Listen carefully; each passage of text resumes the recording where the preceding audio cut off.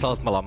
Komitmen Presiden Prabowo Subianto dalam memerangi korupsi kembali diuji di tengah besarnya anggaran dan harapan publik tentang program makan bergizi gratis. Kejaksaan Agung menetapkan 3 mantan pimpinan Badan Gizi Nasional sebagai tersangka dugaan korupsi tata kelola program MBG. Kasus ini menjadi salah satu skandal terbesar yang langsung menyentuh program unggulan pemerintah saat ini. Apakah kasus ini membuktikan perang melawan korupsi berjalan tanpa pandang bulu atau justru menunjukkan masih lemahnya sistem pengawasan? Selengkapnya kita bahas malam ini dalam Merah Putih.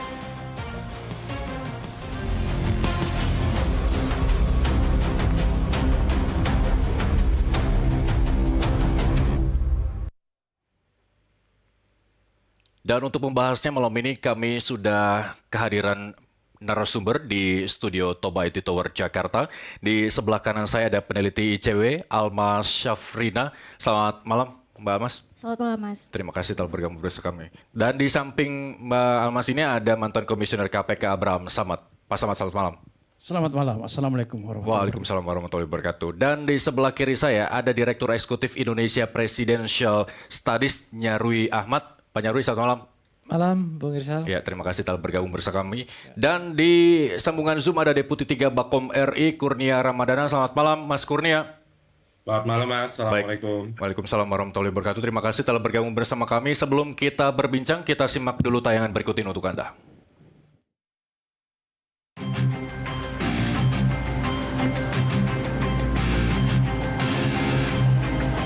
Di tengah harapan publik akan pemerintahan yang bersih, satu persatu pejabat negara justru terseret dalam pusaran praktik korupsi. Seperti di era pemerintahan sebelum-sebelumnya, pejabat yang terjerat korupsi juga mewarnai era pemerintahan Presiden Prabowo Subianto. Kasus dugaan korupsi Badan Gizi Nasional menambah daftar hitam tersebut, menyeret mantan Kepala BGN Dadan Hindayana beserta 2 mantan Wakil Kepala Lembaga Pengawal Program Makan Bergizi Gratis itu. Selain kasus BGN, nama mantan Dirjen Imigrasi Silmi Karim dan mantan Wakil Menteri Ketenagakerjaan Emmanuel Ebenezer atau Noel juga menyita perhatian publik dalam kasus berbeda. Fenomena ini memperlihatkan korupsi masih menjadi penyakit laten dalam birokrasi. Pejabat yang harusnya mengemban amanah publik justru memanfaatkan jabatannya untuk memperkaya diri. Maraknya kasus korupsi mengindikasikan lemahnya sistem pengawasan dan integritas di lingkungan pemerintahan. Baik, sebelum kita berbincang bersama narasumber, Anda juga bergabung bersama kami di siaran streaming di akun YouTube Official Nusantara TV. Saya mau ke Mas Kurnia pertama. Mas Kurnia, ini pembuktian komitmen Presiden Prabowo Subianto dalam pemberantasan korupsi atau realitas begitu lemahnya pengawasan terhadap program unggulan pemerintah saat ini? Ya, yang pertama soal program makan bergizi gratis, beberapa jam sebelum tindakan hukum dilakukan oleh Kejaksaan Agung, yaitu penggeledahan di kantor Badan Gizi Nasional, pemerintah atau presiden melalui Menteri Sekretaris Negara menyampaikan ada tindakan administratif yang dilakukan oleh presiden, sekaligus di sana mengungkapkan bahwa ada evaluasi secara menyeluruh selama 1,5 tahun berjalannya program makan bergizi gratis. Presiden melihat ada hal-hal yang harus diperbaiki sehingga diambil langkah untuk merombak struktur kepemimpinan Badan Gizi Nasional. Dan ternyata 1 hari kemudian kita mendengar pernyataan dari Kejaksaan Agung terkait dengan dugaan tindak pidana korupsi. Ada 2 hal yang disampaikan oleh Kejaksaan Agung. Pertama, soal aspek konflik kepentingan. Yang kedua, ada problematika korupsi di tata kelola pengadaan di BGN. Dan inilah yang akan diperbaiki BGN ke depan. Kalau kita melihat komposisi dari pimpinan BGN yang baru, pertama ada pimpinannya, ada Bu Nani, yang selama ini kerap melakukan investigasi, menjatuhkan tindakan suspend terhadap dapur-dapur MBG yang nakal. Kemudian yang kedua, ada Wakil Kepala BGN yang sebelumnya lama berkiprah di audit pengawas internal yang bekerja atau berkiprah di BPKP. Dengan komposisi ini, tentu pemerintah menjanjikan ada perbaikan ke depan, perbaikan di internal BGN dan juga ke depan. Dan juga dari sini tadi diputar di VT Nusantara TV ada sederet pejabat publik yang diusut baik Kejaksaan Agung maupun KPK. Tentu Presiden membuka diri selebar-lebarnya, sepanjang ada bukti permulaan yang cukup, silahkan diproses. Dan Presiden tidak boleh dan tidak mau turut campur dalam proses penegakan hukum. Mas Kurnia, dari mana informasi kepada Presiden ketika ada indikasi yang tidak beres dalam tata kelola di BGN? Ya, selama ini sebenarnya proses pengawasan, evaluasi itu terus dilakukan. Jadi bukan hanya saat ini saja atau kemarin setelah 1,5 tahun dilakukan. Saya ambil satu contoh konkret. Ada data yang menggambarkan adanya integrasi dari masukan, pendapat, saran, kritik masyarakat terhadap program MBG, dan kritik dan saran itu dilakukan perbaikan. Misalnya, sejak tanggal 6 Januari tahun 2025 atau saat MBG ini berlangsung sampai 29 Mei tahun 2026, dari total 27,2 ribu SPPG atau dapur MBG, 8,1 ribu diantaranya pernah disuspend oleh BGN. Artinya apa? Bahwa BGN tidak menutup diri terhadap kekurangan dari program MBG ini. Maka prinsipnya siapa yang melanggar, maka akan dijatuhi sanksi. Tentu kalau ranahnya BGN atau pemerintah menjatuhkan sanksi administratif, bukan sanksi hukum. Kalau sanksi hukum kita bicara soal proses penegakan hukum. Jadi sebenarnya kalau ditanya dari mana, banyak sekali informasinya yang didapat dan diterima oleh Presiden. Baik dari internal BGN sendiri, dari masyarakat, maupun dari pihak-pihak lain. Dari mana membuktikannya? Kritik soal MBG ini sebenarnya ramai di media sosial. Apakah kritik itu berhenti? Tentu tidak. Pemerintah melihat kritik itu sebagai bentuk partisipasi masyarakat, dan hal ini baik untuk program pemerintah untuk memastikan tata kelola kualitas makanan dan pertanggungjawaban terhadap rupiah rakyat yang juga tergolong besar dapat dipertanggungjawabkan. Bahwa kemarin ada persoalan hukum, ya kita serahkan ke proses hukum. Mas Kurnia, kritik dan kecurigaan masyarakat sudah berlangsung cukup lama terkait tata kelola BGN begitu ya. Apakah tidak cukup cepat ketika isu ini mencuat, Presiden harus mengambil sikap? Tapi jangan dijawab dulu, saya mau ke Mbak Almas. Dari awal kecurigaan masyarakat terhadap tata kelola MBG hingga kemarin Presiden memutuskan mengganti dan akhirnya Kejaksaan Agung menetapkan 3 mantan pimpinan BGN sebagai tersangka, langkah ini dikatakan cukup cepat atau justru terlalu lamban pemerintah mengambil sikap? Pertama tadi yang menarik untuk direspon adalah kita jadi melihat ada kebetulan yang luar biasa sekali ya. Sebelum ada penindakan yang dilakukan oleh Kejaksaan Agung terhadap petinggi BGN yang diduga tersangkut kasus korupsi, sehari sebelumnya itu ada tindakan administratif yang dilakukan oleh Presiden yang sampai kemudian mencopot dan mengganti pimpinan BGN gitu. Ini satu hal yang menurut kami ini artinya menimbulkan kecurigaan. Iya, ini antara memang ada kebetulan yang luar biasa begitu ya, atau sebelumnya patut diduga misalnya ada koordinasi atau pelaporan terlebih dahulu. Sudah barang tentu Presiden. Karena Kejaksaan Agung setiap langkahnya selalu dilaporkan oleh ke Presiden. Iya, betul. Kemudian yang kedua, kalau kemudian ini diselebrasi atau dianggap sebagai satu hal yang luar biasa, menurut kami sekarang peran melawan korupsi, ya satu patut ada yang diapresiasi ya, karena Presiden terus konsisten dalam pidato-pidatonya menyatakan perang melawan korupsi. Tetapi hari ini Mas, yang perlu kita lakukan dalam konteks perang melawan korupsi ini tidak hanya memerangi pelakunya, tetapi kemudian menciptakan sistem yang mampu mencegah korupsi itu bisa terjadi dengan mudah. Dalam konteks MBG ini sebetulnya ada analogi yang menarik sekali yang banyak juga beredar di media sosial begitu ya. Jangan cuma menangkap malingnya, tapi mengusut siapa sih yang sebetulnya membuka pintu bagi maling dengan mudah gitu ya untuk melakukan praktik penyimpangan dalam pengelolaan MBG. Artinya ada pembiaran di dalam BGN yang sudah ketahuan busuknya baru dilaporkan begitu. Tidak cukup hanya dengan menangkap pelaku termasuk ketika pelakunya adalah pimpinan, tapi yang dibutuhkan adalah mengevaluasi total program ini karena potensi-potensi korupsi dan masalah-masalahnya ini sudah terdeteksi sejak awal begitu. Bahkan kalau kita coba cermati tadi Bung Kurnia sempat menyebutkan begitu ya, kritik soal MBG ini dari publik kan banyak sekali. Dan kritik ini bahkan muncul sejak awal program MBG ini diwacanakan oleh pemerintah begitu. Pada saat itu publik menyoroti soal perencanaan program yang dianggap tidak prudent. Perencanaannya tidak prudent begitu ya, tidak siap, dan di situ banyak sekali celah untuk melakukan korupsinya. Kalau pemerintah kemudian memang komit untuk menjalankan program, tidak hanya program MBG tentu saja, tetapi program apapun, yang penting dilakukan itu tidak hanya soal penindakan di akhir, tapi bagaimana menciptakan sistem menutup celah terjadinya potensi-potensi korupsi di dalamnya. Apakah menutup celah itu terlalu sulit bagi pemerintah sehingga pemerintah kecolongan?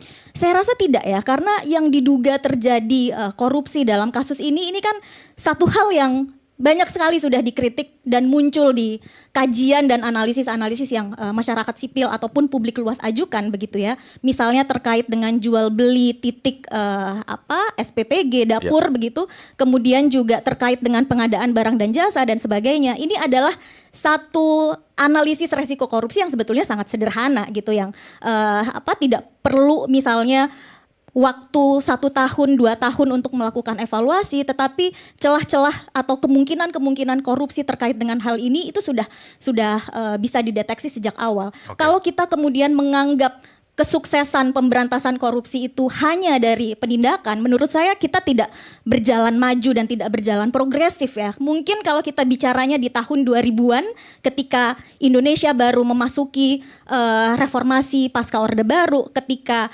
KPK baru dibentuk, ketika kita baru punya undang-undang tindak pidana korupsi, okelah kita merayakan itu begitu ya. Tetapi ketika kita bicara hari ini tahun 2026 dan Presiden sejak awal dilantik sampai sekarang juga konsisten dalam pidato-pidatonya menyatakan retorika melawan korupsi dan sebagainya. Saya rasa indikator atau target kesuksesannya harus jauh lebih maju gitu ya. Tidak hanya penindakan tapi menciptakan sistem yang memang anti korupsi. Menurut Anda komitmen Presiden untuk melakukan pemberantasan korupsi di hampir 2 tahun pemerintahannya belum nampak? Jangan dijawab dulu. Saya mau ke Pak Samad. Pak Samad, Presiden selalu bilang setiap pidatonya bahwa ikan busuk itu dari kepalanya. Ya, bagi KPK sudah barang tentu. Apakah ini hal yang sulit untuk memastikan bawahannya tidak terlibat? Kalaupun tidak terlibat, bagaimana meyakinkan masyarakat bahwa tidak ada yang terlibat di bawahnya?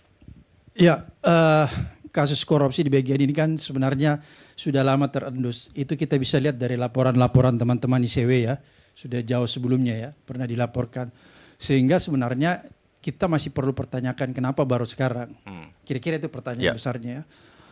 Oleh karena itu kalau menurut saya, kalau kita cuma mengedepankan tindakan-tindakan yang represif, tindakan-tindakan yang sifatnya penindakan seperti yang sekarang dilakukan, dan mengabaikan tindakan-tindakan yang sifatnya pencegahan perbaikan sistem, maka saya khawatir nanti hari ini kita bisa tangkap Pak Dadang dan beberapa orang pejabat BGN, tapi kita tidak bisa menjamin 1-2 bulan ke depan bahwa korupsi itu tidak akan terjadi lagi di BGN.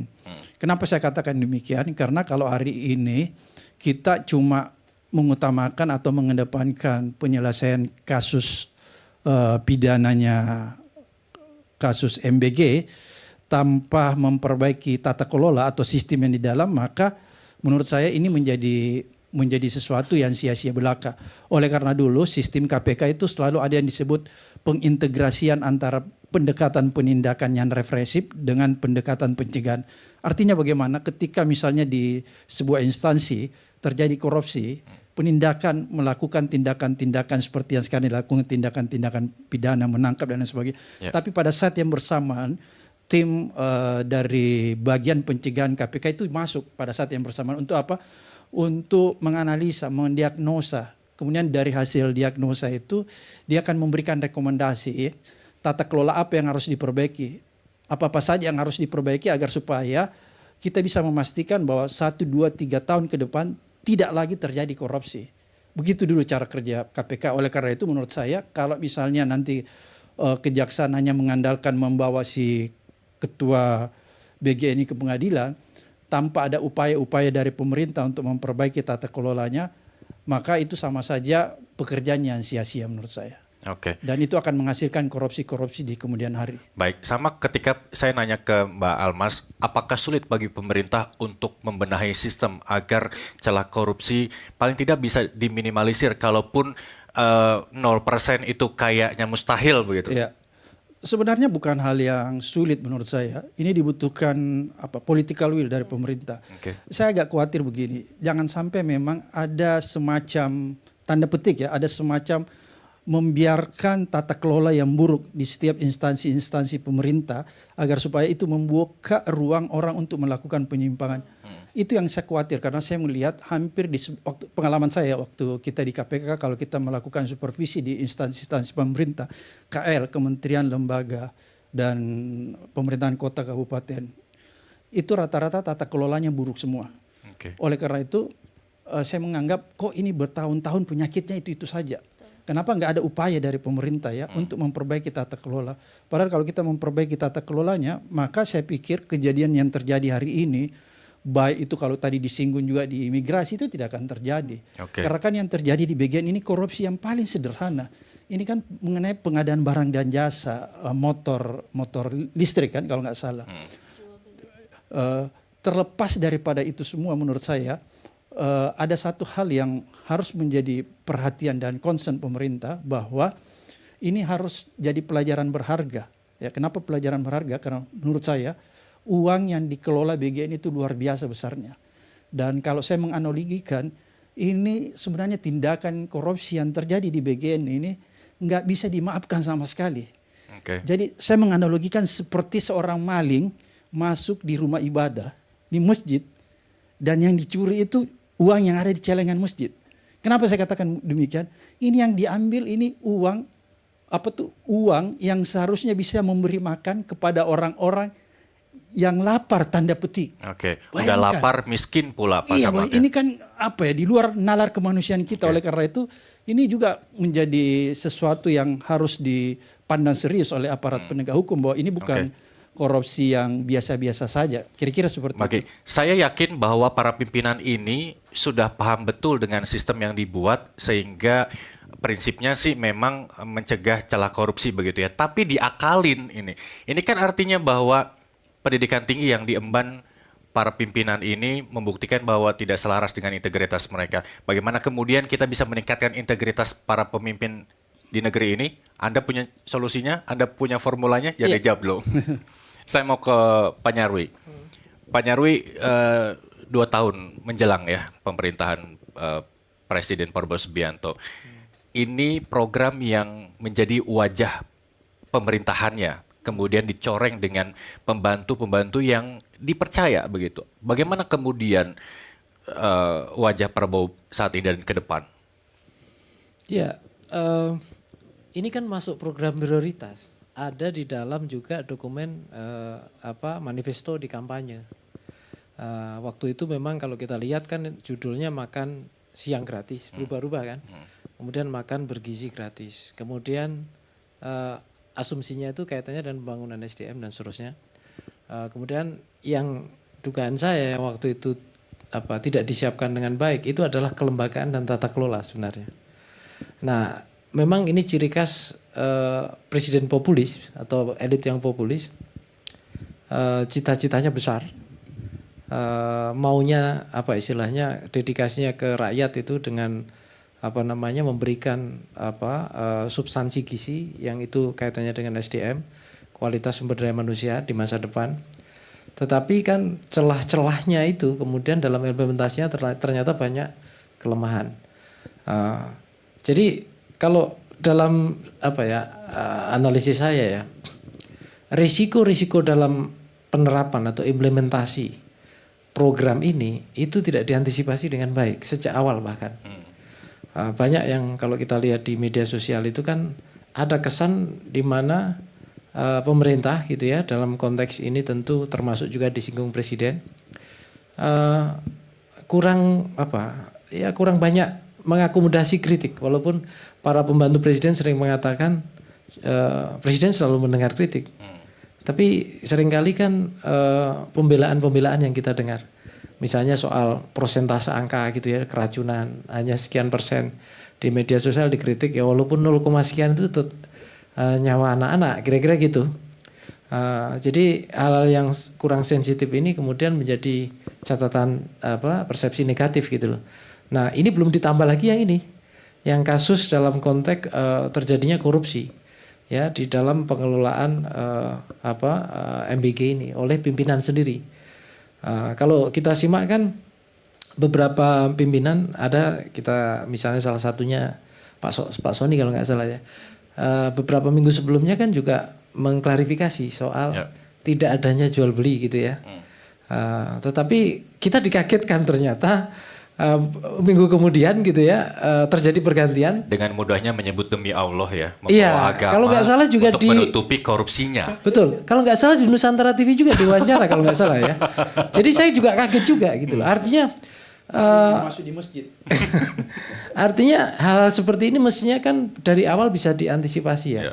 Memang rata-rata ya Bung Irsal, salah satu karakter pemimpin populis. Nah ini saya kira menjadi catatan bagi para pimpinan ya yang bekerja di lembaga pemerintahan Pak Prabowo. Itu ada karakter skeptisisme juga dari presiden terhadap birokrasi dan juga terhadap orang-orang yang mengelola lembaga. Nah, dampaknya apa? Ada beberapa kemungkinan. Contoh misalnya BKN ini. Ini kan lembaga baru, tidak melalui kelembagaan yang sebelumnya ada. Kita kan punya banyak lembaga negara yang terkait dengan gizi sebenarnya. Tapi justru dibentuk lembaga baru. Artinya kan ada dalam tanda petik ya, kalau kita lihat semacam distrust juga. Kalau diserahkan gini kira-kira ya nggak sesuai harapan, maka perlu dibentuk lembaga baru kan gitu. Ternyata lembaga ini juga ya tidak dilengkapi dengan sekian prosedur pengawasan, tata kelola apapun ya. Bahkan ada kesan misalnya bahwa karena ini prioritas kira-kira gitu ya akan dilonggarkan, kira-kira kan gitu. Ternyata kan ada banyak masalah kan. Tadi aja Mas Kurnia cerita ada beberapa misalnya yang SPPG disuspend misalnya. Ya, kemudian ini berarti kan sebenarnya juga ada sudah masalah-masalah yang muncul. Tapi yang sangat mengejutkan yang puncaknya adalah dugaan keterlibatan pimpinan ini. Ya, jadi dalam konteks ini ya karakter pemimpin populis menurut saya itu sangat mungkin presiden tidak segan-segan gitu ya bertindak keras dan sangat tegas ya terhadap anak buahnya yang menyimpang, apalagi kasus-kasus yang menjadi program prioritasnya. Tetapi yang jadi pertanyaan kan apakah ini dibiarkan dulu kemudian ditindak atau dari awal kemudian memang diantisipasi supaya hal-hal seperti ini tidak terjadi. Nah, yang saya takutkan tadi kalau Bang Samad menyebutkan dikhawatirkan celah-celah itu kok pintunya dibuka gitu ya. Sehingga orang melakukan tindakan-tindakan yang melanggar hukum, dalam konteks ini korupsi skalanya yang lumayan besar di situ. Nah, dalam konteks yang saya maksudkan di sini, jangan-jangan ada jebakan-jebakan juga. Jadi orang-orang yang jadi pembantu presiden ini merasa confident, kemudian mengembangkan otoritasnya melebihi apa yang dia punya. Nah, ternyata di ujungnya kemudian ya akhirnya kena kasus seperti korupsi itu. Pertanyaan publik adalah siapa kemudian yang melaporkan kepada presiden begitu. Kalau ini kejahatan dilakukan yang diduga oleh pimpinan BGN lainnya, apakah menurut Anda juga patut untuk dicurigai? Jangan dijawab dulu Pak Nyarwi. Kita akan jeda sesaat, bersama Merah Putih akan kembali sesaat lagi.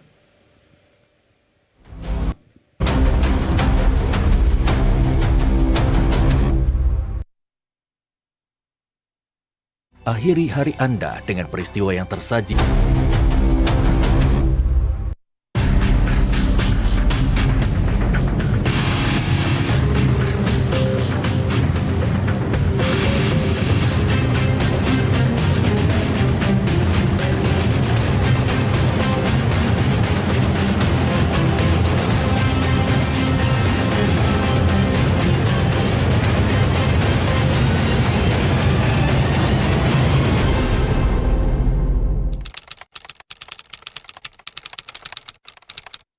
karena di pemerintahan Prabowo ini lebih tegas untuk memberantas korupsi. Jadi baguslah kalau korupsi segera ditangkap atau diadili gitu.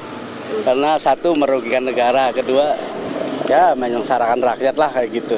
Tanggapannya harus sampai ke akar-akarnya. Ya supaya kalau bisa dihukum hukuman mati kalau bisa koruptor itu. Biar supaya lebih nggak ada yang coba-coba lagi. Ya harusnya sih pemerintah bisa adil untuk menangani korupsi, apalagi yang besar-besar kayak gini, supaya bisa dialokasikan ke anggaran-anggaran yang lain kayak gitu. Iya, harusnya hukuman mati biar lebih tegas lagi. 9 lah. 7.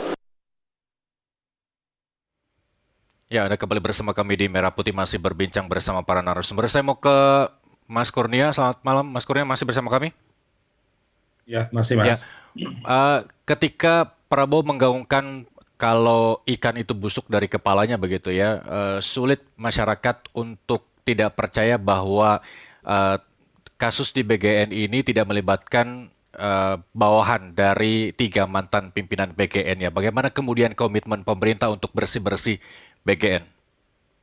Ya, yang pertama, tidak ada keinginan dari pemerintah untuk mengglorifikasi proses hukum ini. Tidak ada keinginan pemerintah yang ingin membuat ini menjadi sesuatu prestasi. Justru kalau kita mendengar pidato dari Presiden beberapa hari yang lalu, pemerintah tentu kecewa terhadap 3 orang pimpinan BGN yang diproses hukum ini. Karena pernah diberikan mandat oleh Presiden, namun mandat itu justru disalahgunakan. Itu yang pertama.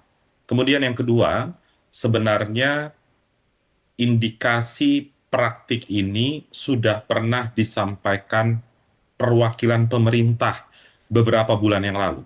Kala itu, Kepala Staf Kantor Kepresidenan atau KSP Jenderal Purnawirawan TNI Dudung itu sempat mendapatkan arahan dari Presiden untuk melihat lebih lanjut potensi terjadi praktik korupsi dalam pengelolaan makan bergizi gratis ini. Dan kemudian beberapa waktu setelahnya ada proses hukum yang dilakukan oleh Kejaksaan Agung. Tentu saya sepakat juga dengan apa yang disampaikan oleh Mbak Almas dan Pak Abraham Samad, selain dari penindakan yang dilakukan oleh Kejaksaan Agung, menjadi kewajiban dari pemerintah, dalam hal ini Badan Gizi Nasional, untuk melakukan reformasi atau perbaikan tata kelola, baik kelembagaan maupun program makan bergizi gratis sendiri. Maka dari itu, beberapa waktu yang lalu, pernyataan dari Kepala BGN yang baru, itu ada beberapa hal perbaikan yang akan dan segera dilakukan oleh BGN. Yang pertama, tentu penguatan tata kelola kelembagaan. Yang kedua, dan ini terpenting, kebijakan ke depan adalah kebijakan yang berorientasi pada efisiensi anggaran. Ketiga, ada penajaman sasaran penerima manfaat. Kemudian yang keempat, optimalisasi pemanfaatan sumber daya yang ada. Dan terakhir juga ada keinginan atau orientasi ke depan melakukan moratorium terhadap proses pembangunan SPPG yang baru akan dibangun. Tentu tata kelola dan menggunakan dasar yang beberapa waktu lalu disampaikan oleh Kejaksaan Agung, loophole yang menyebabkan terjadinya praktik korupsi, tentu itu akan menjadi variabel-variabel utama dari komposisi pimpinan BGN yang baru untuk melihat arah kebijakan ke depan.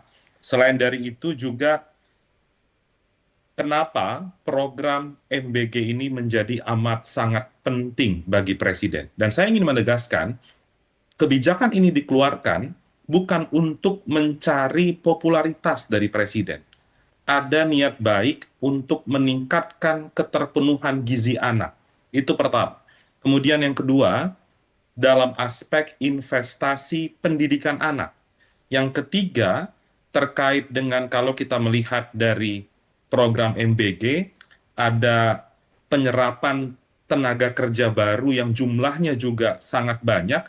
Dan yang ketiga, tentu Presiden sadar dengan alokasi anggaran yang sangat besar kepada MBG, maka ketika terjadi praktik penyimpangan, maka pintu penegakan hukum dibuka selebar-lebarnya oleh Presiden. Dan sebenarnya ini bukan hanya terjadi di BGN, Presiden membuka ruang selebar-lebarnya kepada aparat penegak hukum, juga terjadi di Kementerian Tenaga Kerja. Ada mantan wakil menteri tenaga kerja yang diusut oleh KPK, begitu juga terhadap wakil menteri imigrasi dan pemasyarakatan yang juga ditangani oleh KPK. Tentu Presiden berharap agar ke depan praktik-praktik korupsi ini dihentikan, karena selama ini dalam banyak pidato Presiden itu menegaskan perang melawan tindak pidana Baik, korupsi. salah Demikian.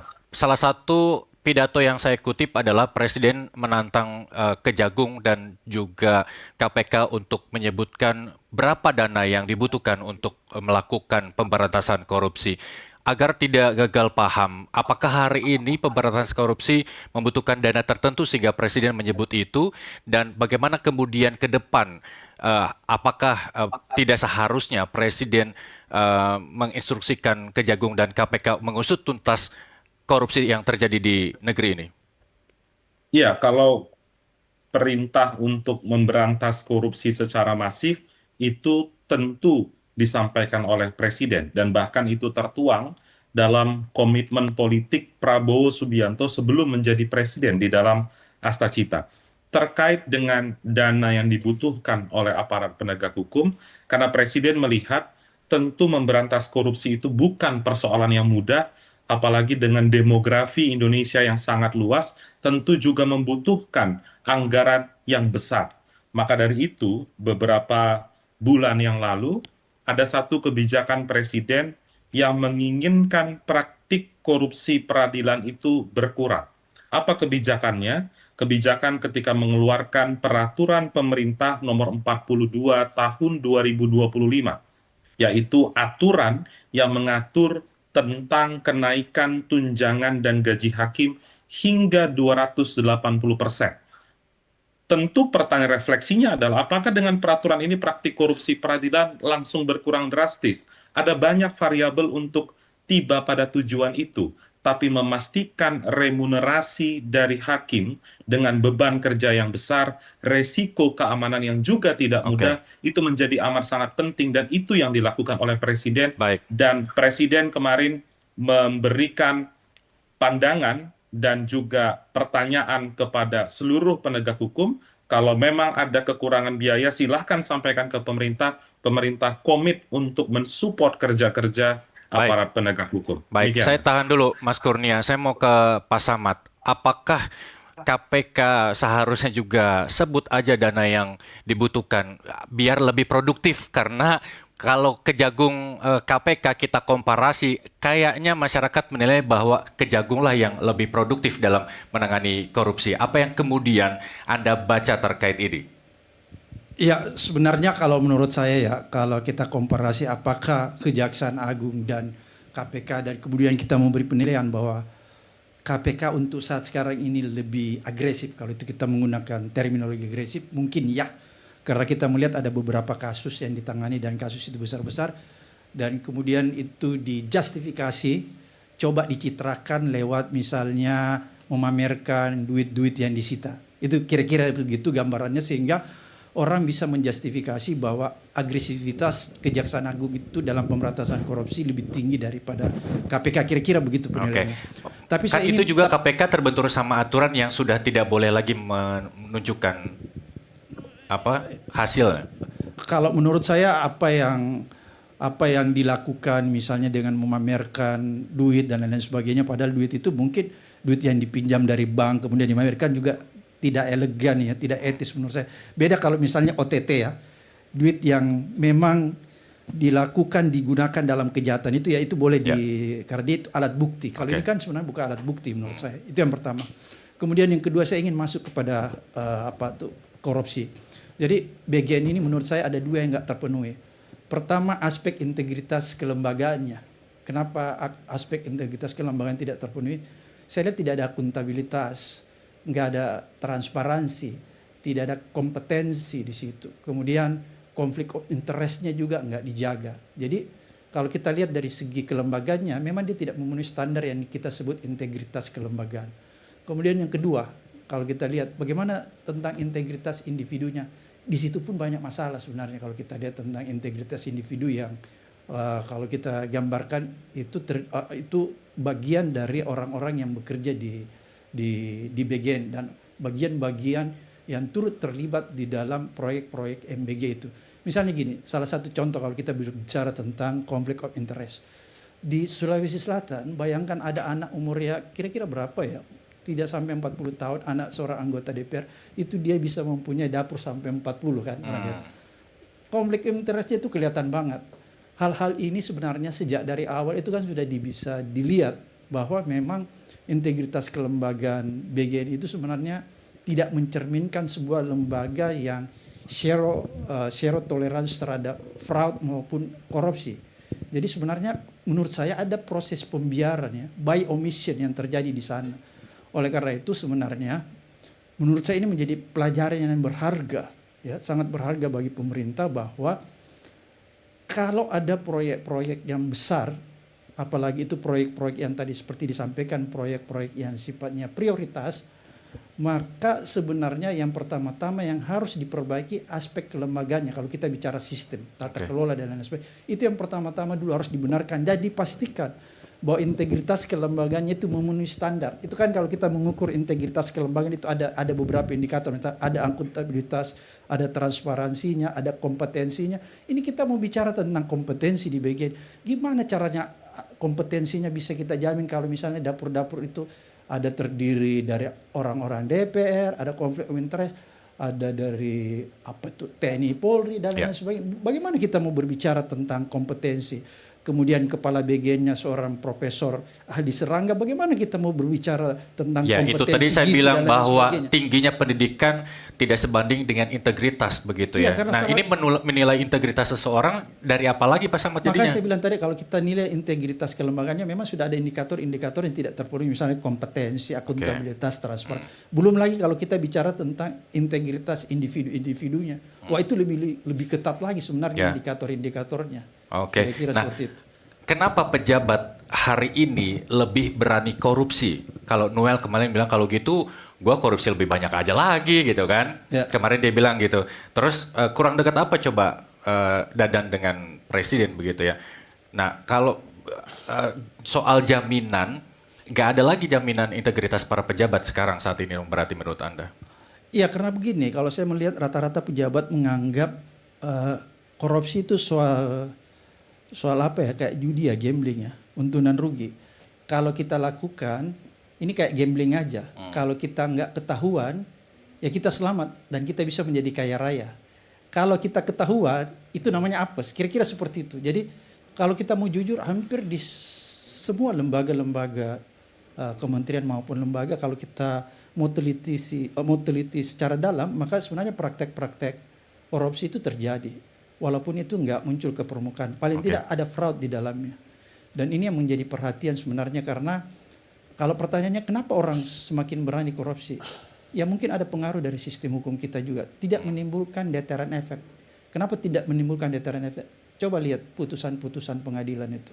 Oke, artinya menurut Anda hukum di Indonesia harus lebih berat lagi dengan pemberatan, apalagi dia korupsi di atas anak-anak Indonesia miskin dan kelaparan. Betul. Jangan dijawab dulu. Itu sama dengan orang masuk di masjid. Nah, kayaknya kalau udah nama bawa Tuhan dalam kasus kejahatan, rasanya kalau seberat apapun hukuman di dunia kayaknya kurang begitu ya.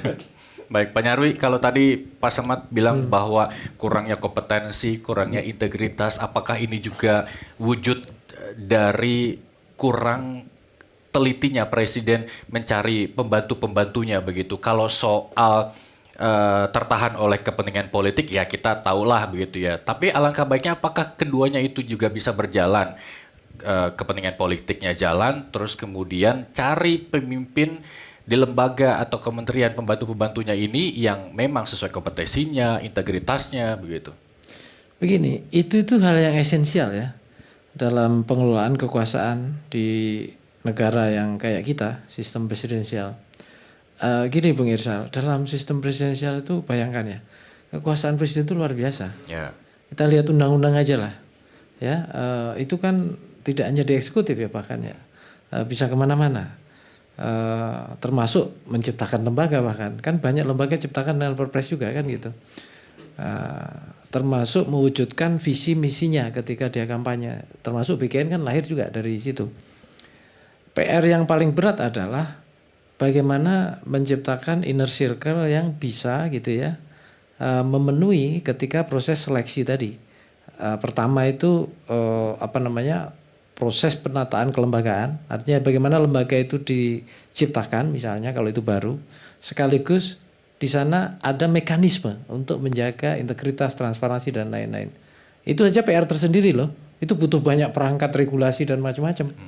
Yang kedua apalagi menyeleksi orang ya yang tepat gitu ya, dengan indikator dan dengan kriteria, dengan pengalaman atau apapun.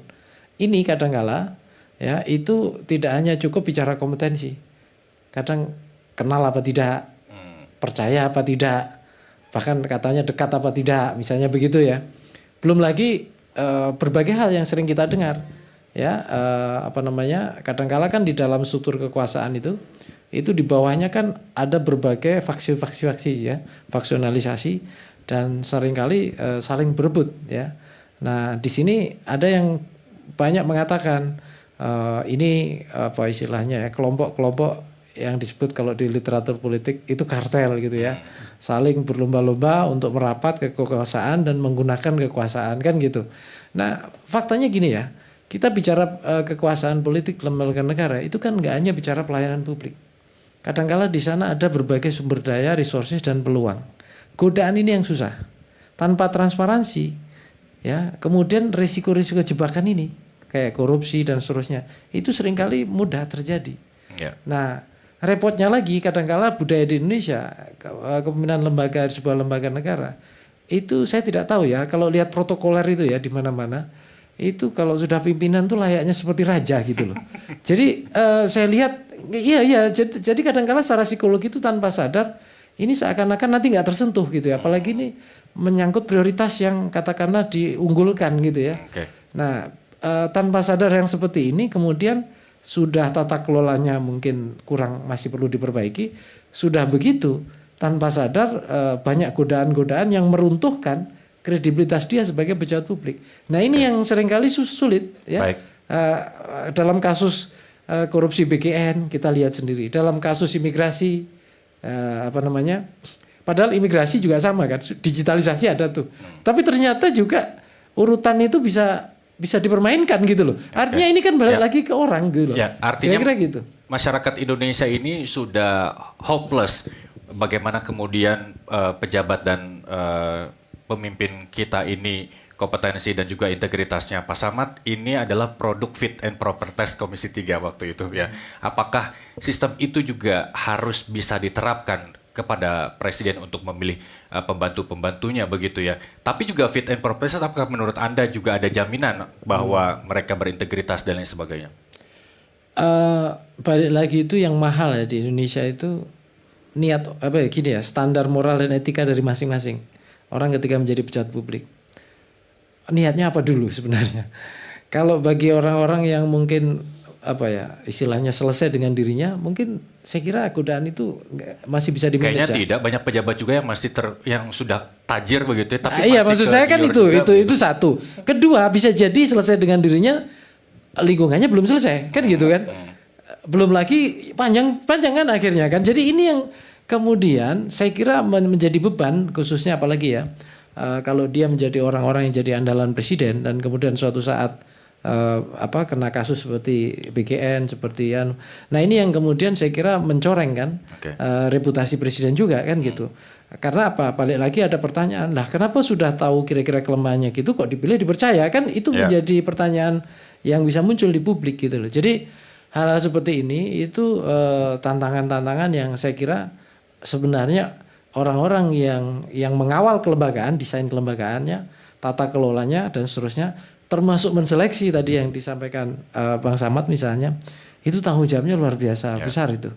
Oke. Itu saya kira. Oke, baik. Saya tahan dulu Pak Nyarwi. Saya mau ke Mbak Almas bicara soal indikator keberhasilan begitu ya. Tadi Pak Samad sudah mengatakan bahwa setiap rilis Kejagung selalu ditampilkan triliunan rupiah dalam bentuk uang cash begitu ya. Apakah itu juga belum bisa jadi jaminan bahwa upaya pemberantasan korupsi Presiden kita saat ini sudah terbukti?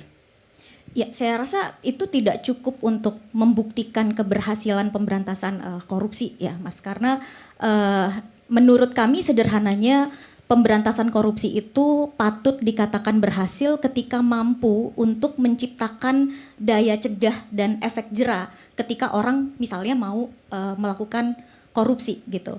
Nah, selain soal problem sistem akuntabilitas, integritas individu gitu ya, ini kan memang ada problem soal korupsi itu sampai sekarang masih dianggap atau terlihat sebagai kejahatan yang masih besar untungnya dibandingkan dengan resikonya. Tadi Pak Samad sudah menjelaskan dengan sangat baik menurut saya bagaimana tersangkut penindakan itu ya apes aja gitu, karena pejabat kita sudah sangat paham bahwa SDM yang mampu atau yang tersedia untuk melakukan penindakan kan juga nggak banyak gitu ya, sehingga kita perlu menggeser atau memfokuskan kriteria atau indikator utama melawan korupsi itu adalah menetapkan sistem dalam setiap kebijakan kita yang memang menutup celah atau meminimalisir celah terjadinya korupsi gitu. Dan semoga ini kalau tadi sempat disebut sebagai pembelajaran begitu ya, meskipun menurut saya lebih tepat disebut sebagai tamparan, ini cukup menampar pemerintah bahwa ternyata niat baik yang tadi disampaikan oleh Bung Kurnia itu nggak cukup gitu. Niat baik itu nggak cukup, kita butuh sistem yang baik, kita butuh analisis resiko dan upaya mitigasi yang memang akan efektif untuk mencegah korupsi. Apalagi tadi kita panjang lebar berbicara soal korupsi di MBG. Ini menurut kami di ICW ironisnya ini kan tidak hanya bicara soal berapa uang yang hilang dan sebagainya begitu ya. Karena kita tahu anggaran MBG yang luar biasa besar dari sekitar 335 triliun kemudian ditekan menjadi sekitar 268 triliun. Ini kan juga diambil dari anggaran pendidikan. Artinya yang penting dilihat di sini adalah ada sektor bahkan pelayanan publik dasar yang dikorbankan untuk pemerintah menyelenggarakan kebijakan janji kampanye soal MBG itu. Bahkan kalau dibandingkan dengan berapa anggaran pemerintah untuk melaksanakan dana BOS untuk merealisasikan amanat konstitusi pendidikan dasar bebas biaya, ini kan juga nggak sebanding begitu ya. Jadi kerugiannya itu tidak hanya terkait dengan program MBG yang kemudian tidak berjalan efektif saja, tetapi ada efek lain karena kita punya anggaran luar biasa terbatas gitu. Dan yang kedua juga ini adalah program prioritasnya Presiden. Bisa kita bayangkan untuk program prioritas, program unggulannya Presiden saja, pimpinan-pimpinannya masih berani untuk melakukan korupsi. Jadi kita bisa mengimajinasikan, kita bisa membayangkan bagaimana untuk program-program yang lain gitu. Seberapa besar resiko terjadinya korupsi di situ. Jadi saya rasa sudahlah, kita harus sudah klasik sekali mempelajari bahwa niat baik itu nggak cukup dan korupsi itu tumbuh dari ruang yang gelap gitu ya. Minim transparansi, minim akuntabilitas begitu, kemudian juga subur atau ada normalisasi terhadap konflik kepentingan. Dan kalau kita bicara soal MBG, sejak awal kritik publik yang sangat keras disuarakan itu bukan hanya soal perencanaannya yang tidak apik dan terburu-buru, tapi betapa program ini sangat dimungkinkan terjadi konflik kepentingan di dalamnya. Dan itu tentu saja akan sangat merusak bagaimana niat baik yang sudah di set up, sudah dicanangkan begitu oleh Presiden. Apa kemudian formula dari ICW kalau memang Anda menekankan bahwa hukuman di Indonesia kurang membuat efek jera bagi para pelaku koruptor, dan juga apakah ICW juga sudah punya formula bagaimana pemerintah harus melakukan pencegahan dalam tindak pidana korupsi? Kita akan bahas nanti. Pemirsa, kami akan kembali usai jeda. Merah Putih kembali sesaat lagi.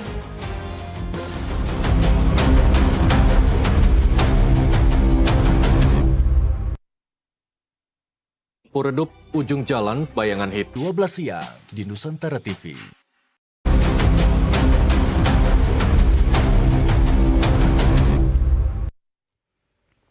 Anda kembali bersama kami di Merah Putih. Saya mau pertama ke Pak Samad. Saya ingat waktu Pak Samad terakhir ke sini melaporkan apa yang dibicarakan Pak Samad dengan teman-teman saat dipanggil oleh Presiden. Apakah pemberantasan korupsi menjadi fokus utama pada pertemuan itu dan kemudian bagaimana realisasinya sekarang? Apakah ini bentuk realisasinya atau seperti apa? Yang dibicarakan pada saat itu banyak ya, Mas ya.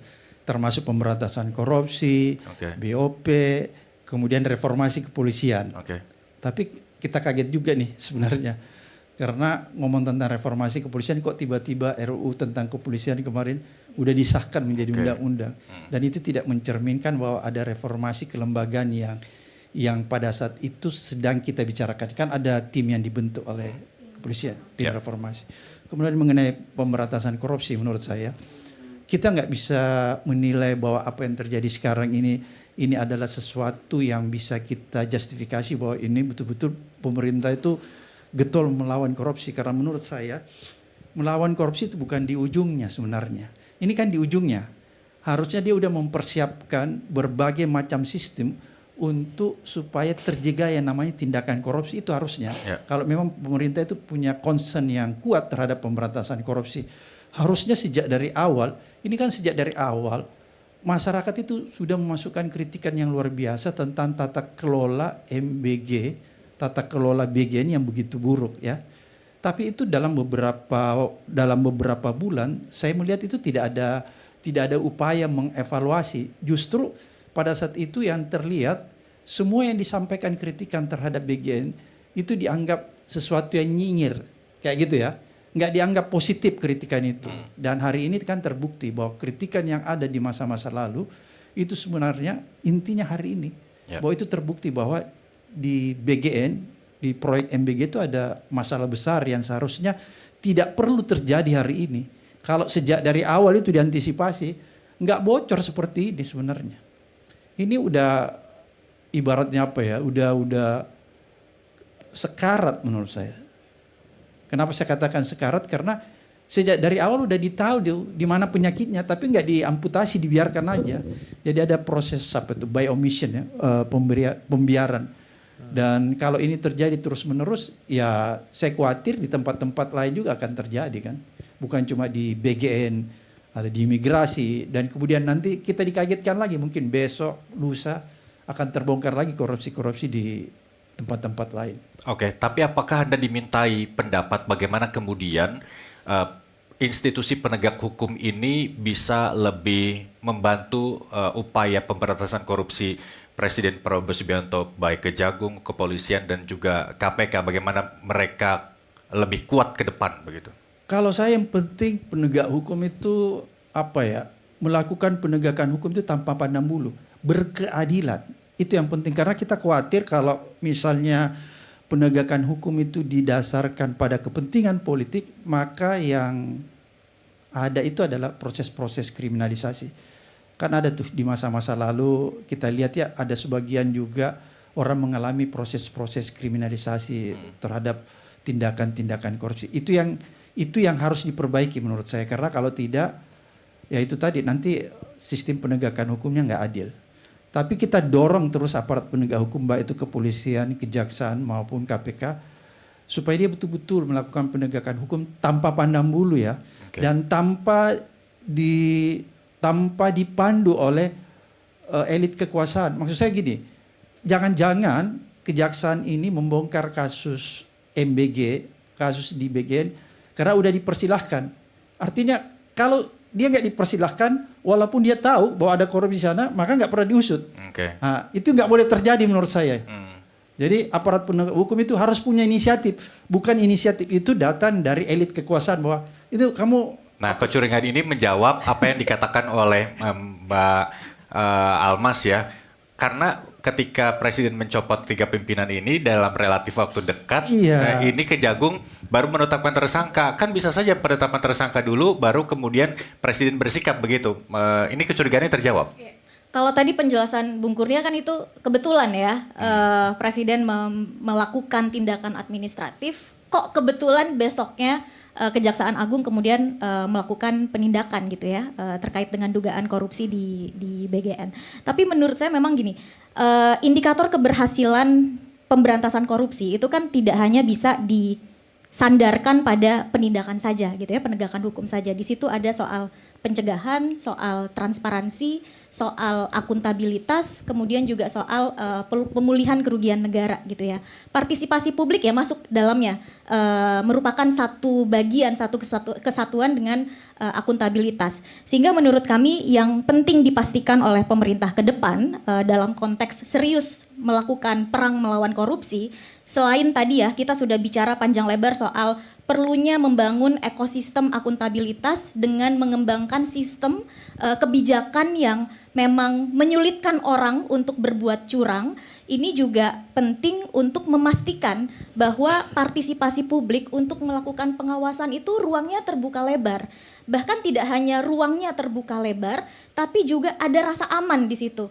Jadi ini pertanyaan juga begitu ya, bisa nggak pemerintah ke depan memposisikan warga kritis, baik itu aktivis, mahasiswa, publik, bahkan warga yang terdampak kebijakan-kebijakan atau misalnya yang kita lihat banyak ya di industri ekstraktif, pertambangan dan sebagainya, bisa nggak memposisikan warga kritis ini sebagai aliansi untuk melakukan perang melawan korupsi gitu. Jadi jangan justru kemudian mereka ini rentan dalam konteks menghadapi ancaman-ancaman yang justru akan membuat takut untuk berkontribusi membantu pemerintah sebetulnya dalam konteks perang melawan korupsi. Jadi ini menurut saya yang penting sekali begitu untuk dilakukan oleh pemerintah ke depan, selain tadi ya juga soal transparansi dan sebagainya, karena memang rumusnya sederhana sekali. Kalau kami melihat korupsi itu yang paling minim indikatornya adalah atau gejala sinyal awalnya adalah ketika di situ tidak ada keterbukaan informasi. Dan itu juga yang kita lihat misalnya dalam konteks MBG. Sehingga kalau boleh flashback di awal-awal program ini, yang paling pertama kami pertanyakan juga adalah terkait dengan keterbukaan informasinya gitu. Karena program kemudian dijalankan tanpa didahului dengan kebijakan-kebijakan yang transparan disampaikan ke publik. Baik, saya tahan dulu Mbak Alma. Saya mau ke Pak Nyarwi lagi. Pak Nyarwi sebagai saksi sejarah begitu ya, sejumlah pemimpin negara ini, kalau dilihat dari konteks pemberantasan korupsi, komparasi antara pemerintahan sebelumnya di jelang 2 tahun pemerintahan ini, bagaimana kemudian? Kalau turun proses penegakan hukum bagi korupsinya, berarti kita orang yang merugi begitu ya. Kita harus meningkat nih. Bagaimana Anda melihat itu? Begini, ada kecenderungan di mana isu korupsi ini kan isu yang juga dilihat banyak orang, artinya dirasakan. Memang kalau dibandingkan kalau di data survei ya, isu ekonomi itu lebih dominan, tenaga kerja, lapangan kerja. Tapi kadang-kala kan juga masyarakat bawah itu sudah berpikir, kenapa ekonomi susah? Oh, elitnya korupsi, kira-kira gitu. Udah mulai mengkaitkan ke sana. Cocok lagi ya. Ya, kira-kira gitu. Tadi kan tadi yang disampaikan di awal kan juga ada wawancara dari masyarakat juga begitu ya. Bahkan semangat antusiasme untuk elit itu dihukum keras, bahkan hukuman mati itu kan tadi datang dari masyarakat. Artinya sudah ada kegeraman masyarakat, apalagi di tengah kondisi ekonomi seperti ini. Biasanya elit-elit pemimpin negara sekelas presiden itu menempatkan agenda pemberantasan korupsi itu termasuk agenda penting. Ya, masih ingat ya berapa jumlah menteri pejabat negara zaman Jokowi juga ya yang juga kena penindakan korupsi ya oleh KPK khususnya, termasuk juga oleh yang lain. Ya, bahkan kalau kita mundur lagi di masa Pak SBY itu kan juga dilakukan terhadap level menteri. Bahkan termasuk orang-orang yang dianggap dekat loh, gitu. Itu kan juga ditindak, gitu ya. Jadi ini sebenarnya pelajaran yang penting. Jadi bukan berarti bahwa ini lembaga misalnya prioritas utama menopang prioritas utama kinerja presiden, kemudian aman-aman saja, belum tentu gitu. Bisa jadi presiden ini kan juga saya kira juga tidak mungkin tidak mendengar opini publik ya. Yeah. Atau mengabaikan itu saya kira juga lama-lama mendapatkan resistensi kan gitu, sehingga presiden juga harus katakanlah terus menerus mau tidak mau ya mengikuti perkembangan dan harapan masyarakat. Nah, salah satunya saya kira isu korupsi sekarang ya. Nah, apalagi kalau kita lihat di tengah kondisi ekonomi yang juga tekanannya luar biasa. Bayangkan gitu ya, kalau misalnya pembiaran terhadap korupsi juga luar biasa, ini kan ada semacam tidak empati ya, atau kurang empati atau tidak empati terhadap kondisi masyarakat. Nah, dugaan saya tren kedepannya, saya kira Pak Prabowo tetap masih punya komitmen terhadap agenda-agenda pemberantasan korupsi seperti ini. Ya, makanya. Ya, tapi jangan keburu kejagung laporan dulu ke presiden baru tetapkan sebagai tersangka. Betul kata Pak Samad bahwa kejagung perlu inisiatif untuk menetapkan tersangka tanpa harus. Nah, pertanyaannya kan gini ya. Ini selebrasi dan performasi pemberantasan korupsi gitu ya. Atau ini upaya serius dalam mengantisipasi potensi ya terjadinya korupsi. Itu aja kan gitu. Kalau jatuhnya pada yang pertama tadi, bahkan performatif gitu. Ini sudah ini uangnya misalnya begitu ya, bukan hanya penunjukkan alat bukti, bukan, tapi lebih keren kalau tunjukin ini misalnya, itu kan performatif. Atau selebrasi, kita rayakan karena ini buktinya kita sudah. Jadi saya kira yang diperlukan itu adalah keberhasilan dalam mengantisipasi. Ini sama aja gini lah, saya bukan ahli kriminologi atau ahli bidang korupsi, tapi seringkali itu kan kalau di kampung gitu ya, keberhasilannya itu kan jangan sampai kampungnya kemalingan. Nah itu kan gitu ukurannya. Kalau keberhasilannya adalah menangkap maling, itu sebenarnya belum berhasil. Kan gitu logikanya sederhana itu. Kalau kampung aman adalah kampungnya nggak kemalingan. Kira-kira gitu. Okay. Itu keberhasilan gitu loh. Nah, itu logika sederhana aja. Oke. Gitu. Baik. Saya terakhir ke Mas Kurnia. Ini kritik dari masyarakat sipil, kita sama-sama dengar tadi juga terkait dengan harapan mereka agar para pelaku tindak pidana korupsi jera dengan menerapkan hukuman mati begitu ya. Kemudian juga kritik dari ICW terkait dengan bagaimana kemudian pemerintah memperkuat transparansi, akuntabilitas dalam pengelola anggaran negara. Apa yang bisa dijawab Mas Kurnia? Ya, pertama kritik itu tentu harus dihormati dan diterima dengan sangat baik oleh pemerintah. Baik kritikan yang disampaikan oleh para narasumber maupun kritikan masyarakat terhadap kinerja pemerintah. Namun yang pasti dan bisa saya tegaskan bahwa pemerintah tentu penuh dengan komitmen pemberantasan korupsi.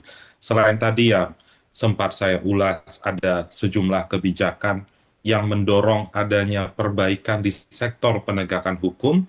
Juga yang terpenting sekarang, Presiden juga beberapa kali atau sering kali menggaungkan tentang undang-undang perampasan aset agar segera diundangkan. Memang saat ini belum diundangkan, tapi paling tidak pembahasan RUU perampasan aset ini dibahas di DPR dan ini terjadi pada pemerintahan Pak Prabowo. Tentu Presiden berharap agar DPR segera merampungkan undang-undang ini karena sejatinya pemerintah sadar betul bahwa ada loophole soal penegakan hukum. Kalau kita bicara tentang pemberantasan korupsi, melacak aset di luar negeri, mempermudah untuk merampas aset terkait dengan tindak pidana ekonomi dengan hadirnya undang-undang perampasan aset. Dan 1000% Presiden komit dengan RUU perampasan aset. Selain dari itu, ada juga sekarang kombinasi antara penegakan hukum, sanksi administratif, dan juga yang berorientasi pada menjaga sumber daya alam Indonesia. Dan itu tertuang di dalam kebijakan Presiden membentuk satuan tugas penertiban kawasan hutan.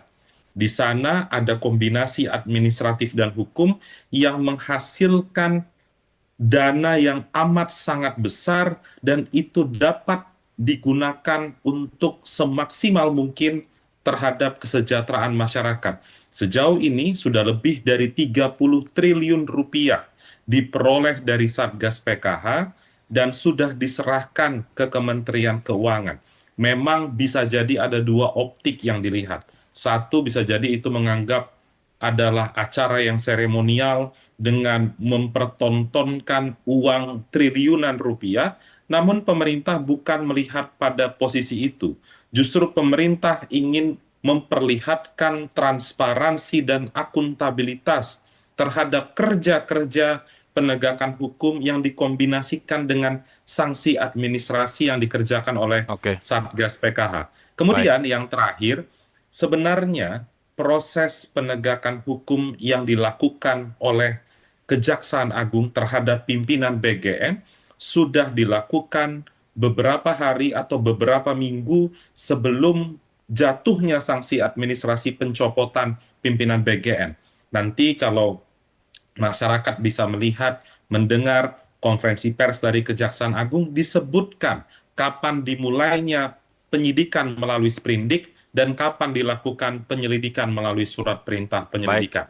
Jadi concern Presiden adalah mendapatkan masukan masyarakat, mengevaluasi, melihat realitanya, kemudian mengambil keputusan. Bahwa keputusan itu ditindaklanjuti dengan penegakan hukum, ya silahkan saja sepanjang ada bukti permulaan yang cukup. Baik, terima kasih Mas Kurnia. Kita tunggu komitmen pemerintah dalam pemberantasan korupsi, bagaimana kemudian para perampok uang rakyat dilibas habis hingga ke akar-akarnya, dan harapan juga tidak berhenti di 3 mantan kepala BGN saja, tapi juga yang lainnya juga diberantas. Terima kasih Mas Kurnia, terima kasih Pak Samad, terima kasih Mbak Almas, terima kasih Pak Nyarwi telah bergabung bersama kami di Merah Putih. Pemirsa, demikian Merah Putih, saya Muhammad Irsal pamit, sampai jumpa.